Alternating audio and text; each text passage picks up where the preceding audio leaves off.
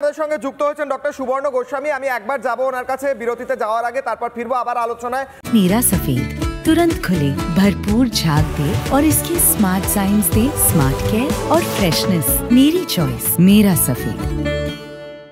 বোকা নয়, মমতা বন্দ্যোপাধ্যায় যদি ভেবে থাকেন বা প্রশাসন যদি ভেবে থাকে তাহলে হয়তো ভুল করছেন, কারণ মানুষ বুঝতে পারছেন একদিকে সুপ্রিম কোর্টে হিয়ারিংয়ে বারবার রাজ্যের ভৎসনার মুখে পড়া, অন্যদিকে রাজ্যে দাঁড়িয়ে এইভাবে প্রাইস পোস্টিং দিয়ে মানুষকে ভুল বোঝানোর চেষ্টা করা।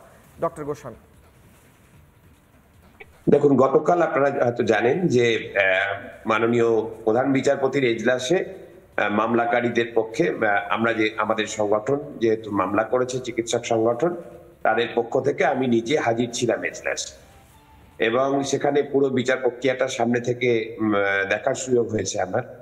এখানে রাজ্য সরকারের কৌঁসুলির কোনো একটি কথাও ধোপে টেকেনি গতকাল, বরং এর আগের দিন তিনি যেভাবে বিভ্রান্তকর তথ্য দিয়েছিলেন তা পাল্টা তথ্য প্রমাণ দিয়ে আমাদের কৌঁসুলিরা, সিনিয়র ডাক্তারদের যে কৌঁসুলি এবং যে জুনিয়র ডাক্তারদের যে কৌঁসুলি, তারা যেভাবে সমন্বয় রেখে সেগুলিকে মোকাবিলা করেছেন, তথ্য প্রমাণ দাখিল করেছেন, তাতে সুপ্রিম কোর্টে রাজ্য সরকারের কৌঁসুলি বলার মতো কোনো মুখ ছিল না, কিছু অবশিষ্ট ছিল না, কোনো যুক্তি ছিল না, কোনো তথ্য ছিল না। এবং যেটা বারবার পর্যুদস্ত হয়েছে রাজ্য সরকার, সে রাত্রির সাথী প্রশ্নেই বলুন, আমাদের অন্য যে তদন্তের কথা বলুন, এবং তদন্তের কথা মানে রিপোর্ট যা পেয়েছে সিবিআই এর, তাতে শিউরে উঠে বিচারপতিরা এক সুরে যেটা বলেছেন যে ইট ইজ ভেরি ডিস্টার্বিং। বারবার তারা বলেছেন এই কথাটা যে অত্যন্ত পীড়াদায়ক এই যে রিপোর্ট, এবং বলেছেন তদন্তের স্বার্থে তারা এই রিপোর্ট সামনে আনতে পারছেন না এখনই, তাদের তদন্ত বিঘ্নিত হতে পারে। যারা অপরাধী তারা তাদের নতুন করে তাদের ঘুঁটি সাজাতে পারে, সেই জন্য সামনে আনা হচ্ছে না।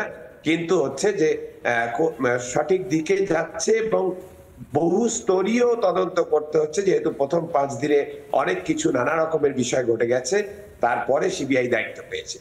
এখন যেটা রাজ্য সরকারের যে পদক্ষেপগুলি যেটা দেখা যাচ্ছে, এই যে বদলি দিয়ে প্রশাসনিক বদলি হিসাবে এটাকে বিষয় দাঁড় করিয়ে, এবং যে নতুন পদে মুখ্যত কাউকে স্থায়ীভাবে না এনে আপাতত দায়িত্ব দেওয়ার কাউকে দিয়ে একটা কাজ চালানোর মতো পরিবেশ যেটা করেছেন, কিন্তু কাজ চালানোর মতো দিয়ে হয়তো 7 দিন 10 দিন চলতে পারে, 15 দিন চলতে পারে, 20 দিন চলতে পারে, তার বেশি নয়। এই স্থায়ী পদগুলোতে স্থায়ী নিয়োগের যে উদ্যোগ, সেটা অবিলম্বে নিতে হবে। তা না হলে স্বাস্থ্য শিক্ষা অধিকর্তা বা স্বাস্থ্য অধিকর্তা তিনি যদি বলেন আমি তো সবে চার্জে আছি মাত্র, অস্থায়ীভাবে আমি কিছু করতে পারবো না, তাহলে হবে না। কারণ পুরো সিস্টেমটাতে বদল চাই আমাদের। কিন্তু এই দুটো পদে শুধু যে বদল, মুখ বদল হলেই চলবে না, আমরা চাইছি পুরো সিস্টেমে বদল। যে এই যে সিন্ডিকেট চক্র, তাদের নিয়ন্ত্রণে যে স্বাস্থ্য সিন্ডিকেট যারা চালান, তারা সমস্ত কিছু নিয়ন্ত্রণ করেন, পরীক্ষা ব্যবস্থা থেকে শুরু করে নিরাপত্তা, কেনা ওষুধপত্র, চিকিৎসার সরঞ্জাম কেনাকাটি, যা সাধারণ মানুষের যে সঙ্গে স্বার্থের সঙ্গে যুক্ত। এবং এই যে মেডিকেল কাউন্সিল, এই সিন্ডিকেট যাদেরকে ওই টেস্টের সেমিনার রুমে দেখা গেছে অবাধে ঘুরে বেড়াতে, তাদের প্রমাণ লোপাট করতে, সেই ওই 9 তারিখে সকালবেলায় তাদের যে ঘাঁটি মেডিকেল কাউন্সিল, আমরা সিনিয়র চিকিৎসকদের সংগঠনগুলো আগামী কাল বিকালে 3টের সময় মেডিকেল কাউন্সিল অভিযানের, সাফাই অভিযানের যে ডাক দিয়েছি, তাতে সিনিয়র জুনিয়র সকলেই থাকবেন, সমস্ত চিকিৎসকরা থাকবেন। মেডিকেল কাউন্সিল সাফাই অভিযান একে একে আমরা, এরপরে হেলথ রিক্রুটমেন্ট বোর্ড, ইউনিভার্সিটি, সবকটা আমরা সাফাই অভিযান করবো। এবং স্বাস্থ্য ভবন সাফাই অভিযান অসম্পূর্ণ আপাতত রয়ে গেলেও এই সম্পূর্ণ করবার কাজ আমরা শেষ করেই থামবো। বেশ, ডক্টর গোস্বামী, বিচারের সঙ্গে যুক্ত যা যা করা দরকার সবটাই আমরা করব। বেশ, ডক্টর গোস্বামী বলছিলেন স্বাস্থ্য ভবন সাফাই অভিযান, মেডিকেল কাউন্সিল সাফাই অভিযান। সাফাই মানে মমতা বন্দ্যোপাধ্যায়, আপনাকে জানাই, সাফাই মানে ঘরের ময়লা এক জায়গা থেকে তুলে ঘরের আরেক জায়গায় রাখা নয়। সাফাই মানে ঘরের ময়লা তুলে বাইরের ভ্যাটে গিয়ে ফেলে দিয়ে আসা, এটার মানে সাফাই, এটার মানে পরিষ্কার করা। রাজ্য অ্যাডমিনিস্ট্রেশন যদি সেটা না বোঝেন তাহলে তারা হয়তো ভুল করছেন, কারণ সাধারণ মানুষ দেখছেন গোটা বিশ্ব। আমি যাব বিক্রম বাবুর কাছে এবং রৌনকের কাছে, তার আগে আমি দুটো বাইট শোনাবো। এই কলকাতা পুলিশ কমিশনার যখন ছিলেন বিনীত গোয়েল, তখন তিনি কলকাতা পুলিশকে দরাদ সার্টিফিকেট দিয়েছিলেন, বলেছিলেন খুব ভালো কাজ করেছে।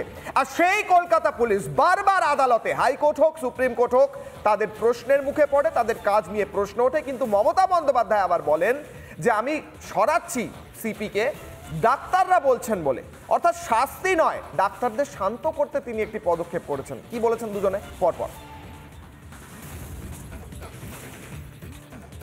What has Calcutta Police not done? In this case, they have done everything, and I'll do it. I'm saying it under everything under my command. বিনীত গোয়েল ওদের কাছে নাকি আগেই স্বীকার করেছিল, যেটা ওরা মিটিংয়ে বললেন, যে আমি পদত্যাগ করতে চাই, কারণ আমার মনে হচ্ছে তোমরা যখন আমার প্রতি আস্থা রাখতে পারছো না, তোমাদেরও যেমন পরিবার পরিজন আছে আমারও আছে, এটা ওরা আমাকে মিটিংয়ে বলল।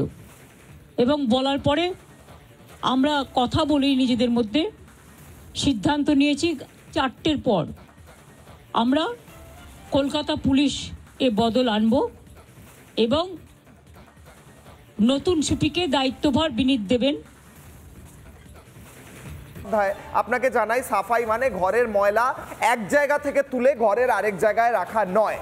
সাফাই মানে ঘরের ময়লা তুলে বাইরের ভ্যাটে গিয়ে ফেলে দিয়ে আসা, এটার মানে সাফাই, এটার মানে পরিষ্কার করা। রাজ্য অ্যাডমিনিস্ট্রেশন যদি সেটা না বোঝেন তাহলে তারা হয়তো ভুল করছেন, কারণ সাধারণ মানুষ দেখছেন গোটা বিশ্ব।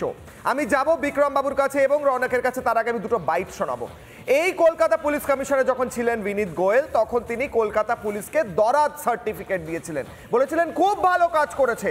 আর সেই কলকাতা পুলিশ বারবার আদালতে, হাইকোর্ট হোক সুপ্রিম কোর্ট হোক, তাদের প্রশ্নের মুখে পড়ে, তাদের কাজ নিয়ে প্রশ্ন ওঠে, কিন্তু মমতা বন্দ্যোপাধ্যায় আবার বলেন যে আমি সরাচ্ছি সিপিকে, ডাক্তাররা বলছেন বলে, অর্থাৎ শাস্তি নয়, ডাক্তারদের শান্ত করতে তিনি একটি পদক্ষেপ করেছেন। কি বলেছেন দুজনে পরপর। What has Calcutta Police not done? In this case, they have done everything, and I'll do it. I'm saying it under everything under my command. বিনীত গোয়েল ওদের কাছে নাকি আগেই স্বীকার করেছিল, যেটা ওরা মিটিংয়ে বললেন, যে আমি পদত্যাগ করতে চাই, কারণ আমার মনে হচ্ছে তোমরা যখন আমার প্রতি আস্থা রাখতে পারছো না, তোমাদেরও যেমন পরিবার পরিজন আছে আমারও আছে, এটা ওরা আমাকে মিটিংয়ে বলল। এবং বলার পরে আমরা কথা বলি নিজেদের মধ্যে, সিদ্ধান্ত নিয়েছি 4টের পর আমরা কলকাতা পুলিশ এ বদল আনব এবং নতুন সিপিকে দায়িত্বভার বিনীত দেবেন।